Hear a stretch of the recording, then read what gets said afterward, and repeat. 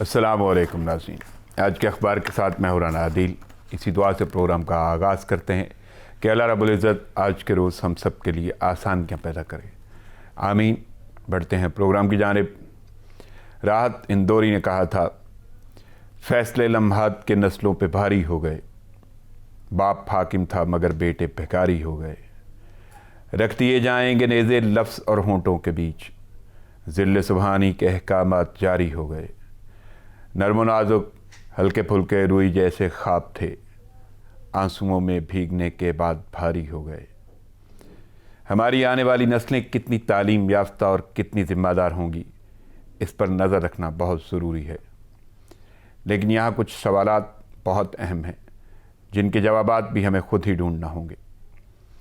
سب سے پہلے تو سیاست، معاشرت اور انسانیت کے معیار کیا ہیں؟ پھر اچھائی برائی، جائز و ناجائز میں تمیز کیسے ہوگی؟ ہمارے تو غربت اور محنت و فراغت کا تعین کون کرے گا؟ کیا ایمانداری خود کو موقع نہ ملنے پر منحصر ہے؟ ہمارے معیار، ہماری جانکاری، ہماری سمجھ، یہ سب کچھ کتنا پختہ ہے؟ یہ ایک اور اہم سوال ہے، اور سب سے اہم سوال تو یہ ہے کہ کیا تاریخ غلطی کرنے پر معاف کرتی ہے؟ اگر نہیں تو کون کون ہم میں سے جواب دہ ہوگا؟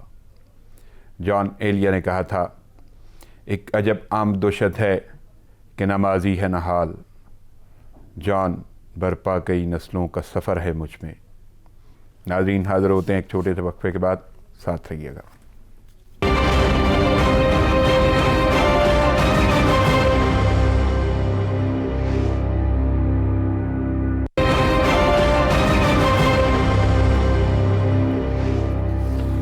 ویلکم بیک ناظرین، خبروں اور تجزیوں کا سلسلہ شروع کرنے سے پہلے مہمان شخصیت کا تعارف آپ کے سامنے رکھ دوں۔ بڑی ہمہ جو شخصیت ہے، میرے ساتھ P H D scholar in media sciences, اس کے علاوہ براڈ کاسٹر اور بہت سارے ٹائٹل ان کی ذات کے ساتھ جڑے ہوئے ہیں، لیکن میں یہاں پہ مختصر تعارف رکھوں گا۔ صحافی اور تجزیہ کار صوفیہ صدیقی صاحبہ میرے ساتھ اسٹوڈیو میں موجود ہیں۔ السلام علیکم صوفیہ۔ وعلیکم السلام۔ احمد کا شکریہ۔ چلتے ہیں اخبارات کی جانب۔ سب سے پہلی خبر جو لیڈنگ سٹوری ہے، فرانسیسی سفر کو ملک بدر کرنے سے متعلق قرارداد بحث کے لیے قومی اسمبلی میں پیش، علی محمد خان کی خصوصی کمیٹی بنانے کی تحریک منظور ہو گئی، اور اس کے ساتھ ساتھ اپوزیشن نے تجاویز دینے کے لیے وقت مانگ دیا۔ معاہدے کو ایوان میں پیش کرنے کا بھی مطالبہ کیا گیا ہے اپوزیشن کی جانب سے۔ کیسے دیکھ رہی ہیں یہ قرارداد اور اپوزیشن کا رویہ یا ایٹیٹیوڈ، جو بھی صورتحال رہی؟ دیکھیے، قرارداد اگر پیش کر دینے سے یہ تمام معاملات جس طرح سے حل ہو گئے تو 5-6 دن پاکستان کو اس طرح سے پورے کے پورے ملک کو یرغمال بنانے کی کیا ضرورت تھی؟ پاکستان تحریک انصاف کے پاس بہت کھلی آپشن تھی، جیسے ابھی انہوں نے اس کو ایک پرائیویٹ ممبر بل کے طور پر پیش کیا ہے، اسے پرائیویٹ ممبر بل کے ہی طور پر پیش کرتے، لیکن پہلے پیش کر دیتے تاکہ اتنا ایشو نہ ہوتا۔ یہ جو ہمارے پاس 500 افراد پولیس سے تعلق رکھنے والے زخمی ہوئے، عام لوگوں کے املاک کو نقصان پہنچا، اور کئی دن تک پاکستان کی مختلف سڑکیں، نیٹ ورک اور لوگ مشکلات سے دوچار رہے، یہ شاید نہ ہوتا۔ دوسری طرف اگر بات کی جائے کہ یہ کیسا اقدام ہے، تو یقیناً اگر ایک قرارداد پیش کرنے سے پاکستان کے حالات بہتر ہو جاتے ہیں، نارملائزیشن کی طرف جاتے ہیں، تو یہ بہت اچھی بات ہے۔ اور دوسری طرف اگر ہم دیکھیں تو یہاں پہ ایک بہت بڑا کانسیپٹ ہے، کیا فرانس کے سفیر کے پاکستان سے چلے جانے کے بعد ناموس رسول صلی اللہ علیہ وسلم کے حوالے سے دوبارہ کوئی کارٹون پبلش نہیں ہوگا؟ اس بات کو یقینی کون بنائے گا؟ یہ بھی دیکھنے کی ضرورت ہے۔ امت مسلمہ کا اس وقت ایک کلیکٹیو ایفرٹ ریکوائرڈ ہے اس ایشو کو ریزالو کرنے کے لیے، اور لوگوں کو بتانے کے لیے کہ فریڈم آف ایکسپریشن اور فریڈم آف ریلیجیس بلیو مختلف چیز ہے، اور ویسٹ میں اس کا کانسیپٹ بالکل باقاعدہ موجود ہے، اور ویسٹ کے جتنے بھی لاز ہیں ڈیفائن ہے کہ فریڈم آف ایکسپریشن کیا ہے اور freedom of religion and beliefs کیا ہیں، اس میں آپ کس کو کس طرح سے پوائنٹ آؤٹ کر سکتے ہیں۔ دوسری طرف آج کل بہت زیادہ ہم دیکھتے ہیں کہ شور ہے ہر طرف اسلامو فوبیا کے حوالے سے، تو میں یقیناً جو کارٹون بنانے کا معاملہ ہے اور اس طرح کے جو دیگر معاملات ہیں، یا کوئی پرسنلی اگر آ کے کسی بھی پیغمبر کے حوالے سے کوئی بھی بات کہتا ہے تو ہم اس کو ریلیجیس بلیف کے زمرے میں لیتے ہیں، لیکن اس کا قطعاً یہ طریقہ نہیں ہے کہ اپنے ہی ملک کی چیزوں کو، اپنے ہی ملک کے لوگوں کو، اپنے ہی ملک میں بسنے والے جو عام طبقے سے تعلق رکھنے والے لوگ ہیں ان کو نقصان پہنچایا جائے اور ملک کو مکمل طور پر یرغمال بنا لیا جائے.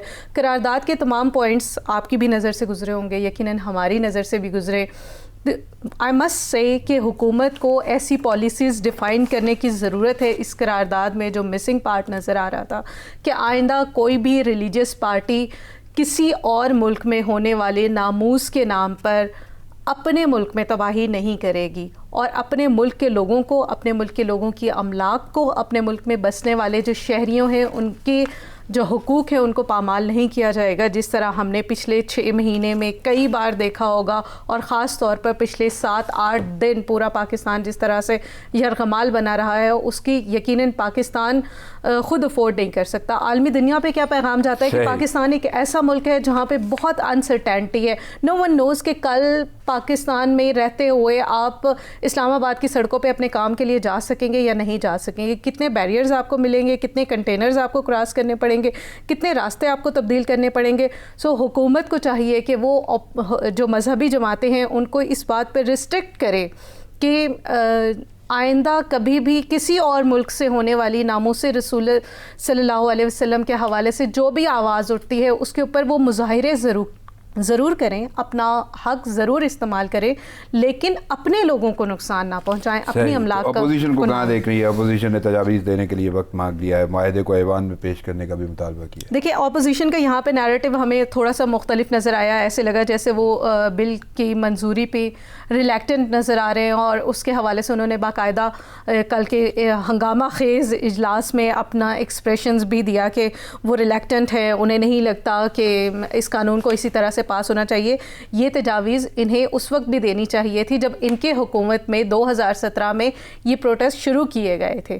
یہ تمام چین پی ایم ایل این کے ٹائم سے چل رہی ہے، اور یہ کارٹون پبلش ہونے کا معاملہ، پھر اس کے بعد جس طرح خادم رضوی نے فیض آباد کو آ کے 3 دن کے لیے بلاک کیا تھا، اس کے بعد ہم نے دیکھا کہ ایک قرارداد وہاں سے شروع ہوئی. تو اپوزیشن کا رول بہت امپورٹنٹ ہے. اپوزیشن کو بھی چاہیے کہ وہ پاکستان کی عوام کو بہتری کی طرف لے کر جانے کے لیے اور ایک ریلیف فراہم کرنے کے لیے اور لوگوں کو صحیح معنوں میں بتانے کے لیے کہ ریلیجن اور فریڈم آف ایکسپریشن بیسکلی کیا ہے اور کس طرح سے اس کا ویسٹ استعمال کر رہا ہے، اور ہم اس کو کس طرح سے اس کے استعمال کی وجہ سے ہم اپنے آپ کو کس طرح سے نقصان پہنچا رہے ہیں. تو ایک اچھی چیز ہے کہ اگر وہ 1 گھنٹہ، کیا کل انہوں نے 1 گھنٹے کا وقت مانگا تھا، پورا دن لے لیں، مگر ایک اچھی نظر سے دیکھیں. کرنے کا مطالبہ کیا ہے تو کیوں پیش نہیں کیا گیا آپ کو لگتا ہے؟ دیکھیں کیونکہ معاہدہ نارملی پیش نہیں کیا جاتا. سارے ممبرز وہاں پہ موجود تھے، ہر ایک کے پاس، ہر قومی اسمبلی کے ممبر کے پاس، بلکہ اگر دوسرے الفاظ میں کہا جائے تو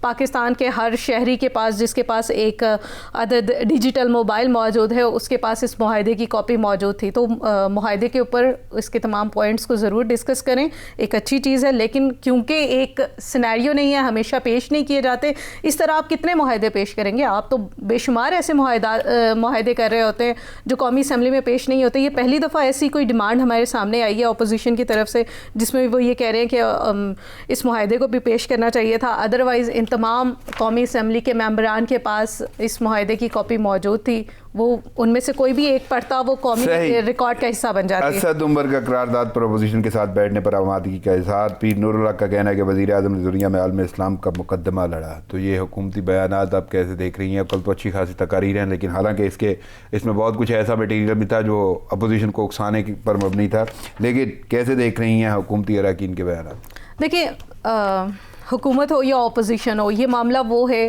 جہاں پر ہم سب کو متحد ہو کر اپنے ملک کی بقا اور سلامتی کے لیے وہ فیصلے کرنے ہیں، وہ کوئی بھی ہو. اور بہت اچھی بات ہے، اپوزیشن کو تو میں نے پہلے ہی کہا کہ اس معاملے میں اپنا کردار ادا کرنے کی ضرورت تھی، بلکہ اپوزیشن کو اس وقت اپنا کردار ادا کرنے کی ضرورت تھی جب وہ گورنمنٹ میں تھے. اب وہ گورنمنٹ میں نہیں ہے تو ان کا کردار اس لیے بھی امپورٹنٹ ہے کیونکہ ان کی طرف سے اٹھنے والی آوازوں کو سوشل میڈیا پہ تحریکوں کا نام دے دیا جاتا ہے، اور میڈیا پہ بھی آبویسلی. تو ان تمام چیزوں کو ڈیل کرنے کا بہتر طریقہ یہ ہے کہ اپوزیشن حکومت کے ساتھ ٹیبل پہ بیٹھے اور اس کے اوپر بات چیت کرے. جہاں تک پیر نور الحق قادری کے بیان کی بات ہے تو یہ بالکل صحیح ہے کہ اس سے پہلے آپ خود دیکھ لیں، عدیل اٹھا کے دیکھ لیجئے گا تاریخ کو، اسلاموفوبیا کے اوپر عمران خان کے آنے سے پہلے کسی شخص نے کسی UN کے اجلاس میں, کسی انٹرنیشنل سمٹ میں, کسی جگہ پر بھی اس حوالے سے بات نہیں کی, جبکہ ہمیں نظر آتا ہے کہ واضح طور پر عمران خان ایک نیریٹو لے کر آئے ہیں جو اس میں وہ اسلاموفوبیا کے اوپر بات کرنا چاہتے ہیں. پاکستان میں اس وقت بہت سارے ایسے اسکالرز ہیں جو اسلاموفوبیا کے اوپر ریسرچ کر رہے ہیں. اس سے قبل ہم نے دیکھا رحمت للعالمین اسکالرشپ کا اجرا کیا گیا پاکستان میں, جس کا مقصد غریب جو ان افورڈنگ چلڈرن ہیں ان کو سپورٹ فراہم کرنا ہے ایجوکیشن کے لیے. تو یہ کچھ چیزیں بہت اچھی ہیں جو پاکستان تحریک انصاف کی حکومت لے کر آئی ہے, اور اسلاموفوبیا کے حوالے سے ان کا نیریٹو بہت واضح طور پر کلیئر نظر آتا ہے پچھلی ساری حکومتوں کی نسبت. صحیح, چلیں آگے چلتے ہیں, کیونکہ یہ قومی اسمبلی کی کارروائی تھی, اور قومی اسمبلی یا کوئی بھی ایوان اس وقت جو اپنے مناظر پیش کرتا ہے وہ پوری دنیا دیکھتی ہے, اور حالات حاضرہ کے حوالے سے یہ حالیہ حکومت کے تو جتنے بھی اجلاس ہوئے وہ کسی نہ کسی ایسی ہی صورتحال کا پیش خیمہ رہے, بلکہ پیش خیمہ کیا وہ ایسے ہی مناظر دیتے رہے. ویسا ہی سلسلہ کل بھی رہا, یعنی وہاں پہ ہنگامہ آرائی رہی.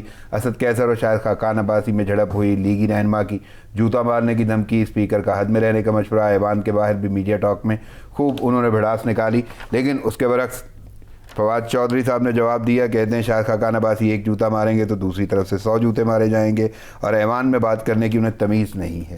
کیسا لگتا ہے آپ کو ایوان میں ایسی کی گئی باتیں اور یہ سارا رویہ اور اس قسم کے مناظر جو ہیں وہ ایوان کا تقدس کہاں رہ جاتا ہے, اور ایسے ایشو پہ جو خود ہی بڑا حساس تھا, ایک بہت حساس معاملے کے اوپر جہاں پر ہمیں تہذیب, اخلاق اور تمیز کے دائرے میں رہتے ہوئے گفتگو کرنی تھی, جہاں پہ ہمارے ایک ایک الفاظ ماپے جاتے ہیں, وہاں پر ہم اس ایوان کا تقدس پامال کرتے ہیں جو پورے پاکستان کی عوام کی نمائندہ ہے. اور ہم بار بار یہ دیکھ رہے ہیں کہ جب سے پاکستان تحریک انصاف کی حکومت آئی ہے, خواہ وہ پہلا دن ہو جب عمران خان تقریر کر رہے تھے, یا آئندہ کبھی بھی کوئی بھی بل پیش کیا گیا ہو اور اس بل کے اوپر لوگوں نے اپنی رائے کا اظہار کیا ہو, تو ہمیں ایک ایسا ہی سینیریو نظر آیا جس میں ایک شدید ہنگامہ ہے. تو صرف بل نہیں بلکہ جب بھی کارروائی ہوئی, بالکل ایسے ہی جب بھی کوئی امپورٹنٹ اجلاس بلایا گیا ہے, چاہے وہ ایوان بالا ہے, بالکل, تو یہ بہت انجسٹیفائڈ کنڈیشن ہے جس کو آپ مطلب اس کا جتنی بھی مذمت کی جائے وہ یقیناً کم ہوگی. 2-3 چیزیں ہیں, کیونکہ شاہد خاقان عباسی ایک پڑھے لکھے شخص ہیں, ہم ان کی جب بھی کبھی بھی ان کی بات کرتے ہیں تو وہ پاکستان کے وزیر اعظم رہ چکے ہیں. ہم یہ کہتے ہیں کہ شاہد خاقان عباسی, احسن اقبال ان لوگوں میں سے ہیں جو PMLN میں پڑھے لکھے ہیں, چیزوں کو پڑھتے ہیں, دیکھتے ہیں, لوگوں کو سمجھتے ہیں, لوگوں کی معیار زندگی کو بہتر بنانے کے لیے اپنا کردار ادا کرتے رہیں. تو ایسے اشخاص سے ہم توقع نہیں کرتے کہ وہ پاکستان کے عوام کی جو نمائندہ ادارہ ہے اس کی اس طرح سے تذلیل کریں. پاکستان کے جو قومی اسمبلی کے جو اسپیکر ہیں ان کی توہین کی جائے. اور پھر اب جواب کی طرف آئے تو یہ فواد چودھری کا جو جواب ایوان کے اندر نہیں تھا, ایوان سے باہر دیا گیا, اس سے بھی دیکھ کے ایسے لگتا ہے کہ وہ شاید یہ شو کرنا چاہ رہے تھے کہ ہم کسی سے کم نہیں ہیں, اگر آپ سیر ہیں تو ہم سوا سیر ہیں. اس طرح کے دلائل دینے کی بجائے کیا ہی اچھا ہوتا کہ فواد چودھری صاحب کہتے ہیں کہ آپ سے غلطی ہوئی ہے, آپ اس کی معافی مانگے عوام کے سامنے آ کے. رادر یہ میسج دیا جاتا کہ اگر آپ ایک جوتا ماریں گے تو ہم 100 جوتا مار سکتے ہیں. تو اس کا مطلب یہ ہے کہ اپوزیشن میں اور PMLN میں اور پاکستان تحریک انصاف میں کوئی فرق نہیں ہے, اور یہ تمام جماعتیں صرف اپنے اپنے مقاصد کی سیاست کر رہی ہیں جس میں دوسرے کو نیچا کھانا جو ہے وہ ان کا مقصد ہے. نہیں, انہوں نے جوتا مارنے کا کہا اور انہوں نے 100 جوتے کا رسپانس دیا ہے کہ 100 جوتا مارا جائے گا. اس کے بعد ایک جملہ ہے کہ انہیں تمیز نہیں. آپ کو لگتا ہے کہ یہ انتہائی تمیز تو یہی جملہ میں نے بھی کہا تھا کہ یہ کون سا طریقہ ہے کہ سیر کے اوپر سوا سیر بن کر آپ یہ میسج دیں کہ آپ بہت اچھے ہیں. ڈیفینیٹلی انہیں بھی تمیز نہیں ہے نا. پھر صحیح. صوفیہ, پروگرام جاری ہے, یہاں پہ مجھے ایک مختصر سا وقفہ لینا ہوگا. ناظرین, پروگرام جاری لیتے ایک شارٹ بریک, ساتھ رہیے گا.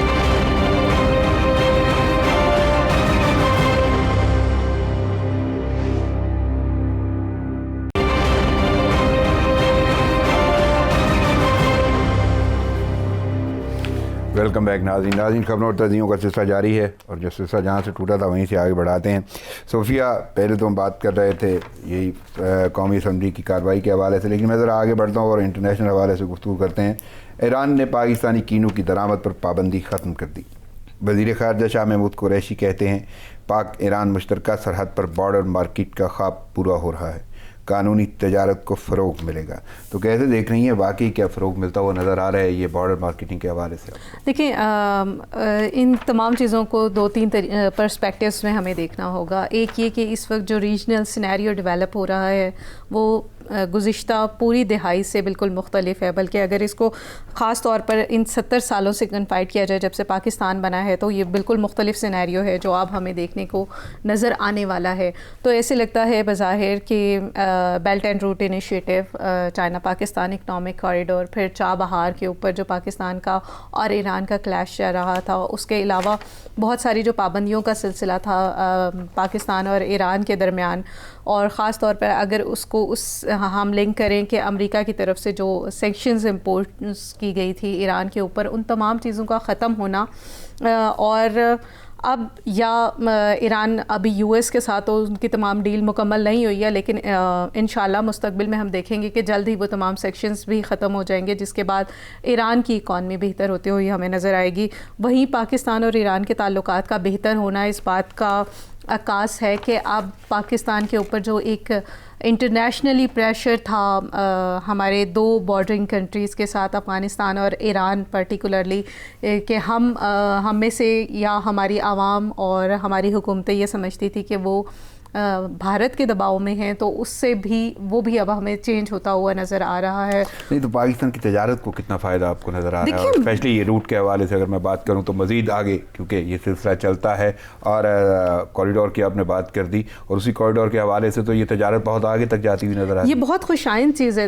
2 ممالک ایسے ہیں خطے میں جو لینڈ لاک ہیں, particularly Afghanistan, and then Iran land lock تو نہیں ہے, ڈیفینیٹلی ایران کے پاس چابہار جیسی بارڈر موجود ہے, لیکن جب چابہار اتنا قریب ہے ہمارے سے کہ ہم بہت آرام سے اپنی چیزوں کو وہاں ایکسپورٹ اور وہاں سے امپورٹ کر سکتے ہیں, تو ہمیں دیکھنے کی ضرورت ہے کہ ہم اس تمام مارکیٹ کو کس طرح سے ایکسپلور کرنے جا رہے ہیں. گزشتہ 2 دہائیوں سے تقریباً ہمیں یہ بارڈر کلوز نظر آتا ہے, جس سے پاکستان کی تجارت میں ڈیفینیٹلی جو ایران کے ساتھ ہے اس میں کمی واقع ہوئی ہے, اور اب یہ قدم بہت ہی مثبت ہے, خوش آئند ہے کہ بارڈر کھلیں گے, اور وہ جو انلیگل اسمگلنگ کے تھرو ہمیشہ گڈز ادھر سے ادھر جاتی ہیں, اس کے نسبت ہم ایک قانونی طریقے سے اپنی چیزوں کو ایکسپورٹ کر سکیں گے, وہاں سے کچھ اگر ہم منگوانا چاہتے ہیں تو وہ امپورٹ کر سکیں گے, تو دونوں ممالک کے تعلقات بھی بہتر ہوں گے, اور دونوں ممالک کی جو عوام ہیں ان کو بہت فائدہ ہوگا. بارڈر مارکیٹ کو کیسے دیکھ رہی ہیں آپ؟ بارڈر مارکیٹ تو بہت خوش آئند قدم ہے, اگر یہ قانونی طریقے سے چلتی ہے تو یہ بہت اچھی چیز ہے.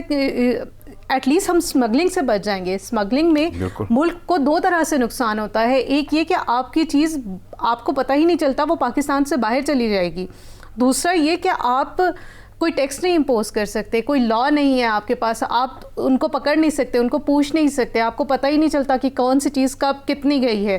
سو پاکستان کے لیے یہ بہت خوش آئند ہے, اور یقیناً ایران کے لیے تجارت کے حوالے سے بھی اور تعلقات کے حوالے سے بھی, بالکل تعلقات کے حوالے سے بھی, اور اب تعلقات جو ہے مزید مستحکم ہوں گے, اور اس کی بہت ساری وجوہات ہیں. ایران امریکہ اناؤنس کر چکا ہے کہ افغانستان سے وہ جا رہا ہے, اور اب پاکستان کا کردار بڑا امپورٹنٹ ہو گیا ہے, جہاں پہ پاکستان بار بار کہتا رہا ہے کہ ہم افغانستان میں ایک اچھا امن چاہتے ہیں, کیونکہ اگر افغانستان میں امن ہوگا تو پاکستان میں امن ہوگا, اور پاکستان میں امن ہوگا تو افغانستان میں امن ہوگا. یہ دونوں بہت مشروط ہیں ایک دوسرے کے ساتھ. بارڈرز کے کھلنے سے لوگوں کو بہت ساری فیسلٹیز ملیں گی, یہاں کے بھی اور وہاں کے بھی. صحیح. میں آگے بڑھتا ہوں اور تھوڑا سا وبائی مرض کے حوالے سے بات کر لیں. کرونا مزید 137 جانیں لے گیا, 2 مسیحا بھی شامل, 5445 نئے کیسز رپورٹ ہوئے ہیں. کرونا کی اچھی خاصی شدت ہے, ناگہانی آفت ہے, لیکن اچھا خاصا سامنا کرنا پڑ گیا, ہمیں بہت زیادہ نقصان ہو رہا ہے. اور اس وقت جو شدت ہے, یعنی ہر روز ہمیں سینکڑوں کے حوالے سے, اور تازہ جو اپڈیٹ ہے اس میں بھی سینکڑوں سے زیادہ افراد جاں بحق ہو گئے. تو کیسے دیکھ رہی ہیں یہ ساری کی ساری صورتحال, کرونا کی شدت اور یعنی حکومتی اقدامات؟ دیکھیں, حکومتی اقدامات سے زیادہ مجھے عوام سے بہت گلہ ہے. ہمیں سال مکمل ہو گیا اس وبا کو کا سامنا کرتے ہوئے, اور ابھی تک ہماری عوام اس بات کو سمجھنے سے قاصر ہے کہ یہ وبا ایگزسٹ کرتی ہے. کچھ لوگ خود ہی ابھی تک ٹوٹکوں پہ جا رہے ہیں, اور عجیب و غریب قسم کے سوشل میڈیا اسٹل ہمارے پاس روز ایسی انفارمیشن آتی ہے جس کو دیکھ کے ایسے لگتا ہے جیسے ایک پروپیگنڈا ہے, ایک سازش ہے جو کہ چل رہی ہے اور اس کو ختم کرنے کی کوشش کی جا رہی ہے. کم از کم 1 سال بہت وقت ہوتا ہے یہ سمجھنے کے لیے کہ آپ کے پیارے دنیا سے جا رہے ہیں, آپ کے عزیز دوست اقارب. اگر آپ کے گھر سے کوئی نہیں ہے تو یقیناً آپ کے سراؤنڈنگ میں کوئی نہ کوئی ایسا ضرور ہوگا جو کووڈ کی وجہ سے دنیا سے چلا گیا ہوگا. نہیں تو آپ کو نہیں لگتا کہ حکومت شاید یقین نہیں دلا پائی؟ نہیں عدیل, میرا خیال ہے کہ اس میں ہمارے بلیفز زیادہ میٹر کرتے ہیں. حکومت تو پہلے دن سے یہ کہہ رہی تھی کہ کرونا ایگزسٹ کرتا ہے, حکومت جس طرح سے میسج دینا چاہتی تھی وہ دے رہی ہے. ابھی آپ ریسنٹلی دیکھیں پچھلے 1.5 ہفتے سے سوشل میڈیا پہ جو مہم چل رہی ہے وہ 2 ہیں.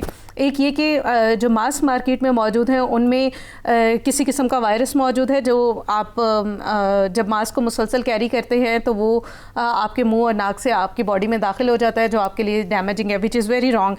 کل ہی ایک اور میسج سوشل میڈیا پہ ڈسیمنیٹ ہونا شروع ہوا جس میں ایک صاحب یہ بتا رہے تھے کہ یہ ایک دجالی فتنہ ہے اور عالمی سطح پر یہ بتایا جانے کی کوشش کی جا رہی ہے کہ جو ماسک لوگ لگا رہے ہیں یہ ایک سمپٹم ہے ان لوگوں کے لیے جو غلام ہیں, ان کو بتانا ہے کہ یہ غلامی کا ایک عنصر ہے.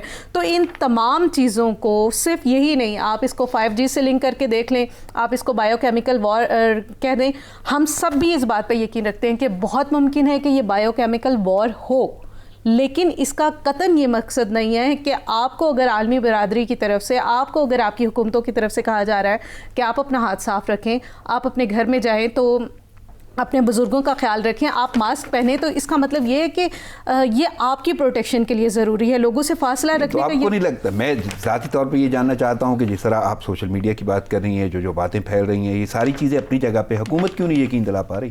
حکومت میں آخر یعنی کہیں نہ کہیں ایسا بحران یا فقدان نظر آتا ہے, کمزوری نظر آتی ہے کہ عوام حکومت کی بات پہ رلائے نہیں کرتی. مجھے لگتا ہے کہ حکومت جتنا اپنی طرف سے ایفرٹ کر سکتی تھی, ہمیں بہت زیادہ انفارمیشن دیکھی. جب ہم بہت زیادہ انفارمیشن دیکھ رہے تھے سوشل میڈیا اور میڈیا کے تھرو جو حکومت کی طرف سے آ رہی تھی, تو لوگوں کو اس پہ بھی اعتراض تھا کہ یہ ہمیں سائیکو بنا رہے ہیں. اور اب اگر ہم یہ خبریں دیکھتے ہیں تو پھر بھی لوگوں کو اس بات پہ اعتراض ہے کہ اب شاید حکومت جان بوجھ کے نہیں دکھا رہی, لوگوں کو سمجھنا ہے. مجھے اجازت لینا ہوگی, آپ کی بہت آمد کا شکریہ. ناظرین, پروگرام کا وقت ختم ہوا چاہتا ہے, مجھے اجازت دیجیے, دعاؤں میں یاد رکھیے گا. اللہ نے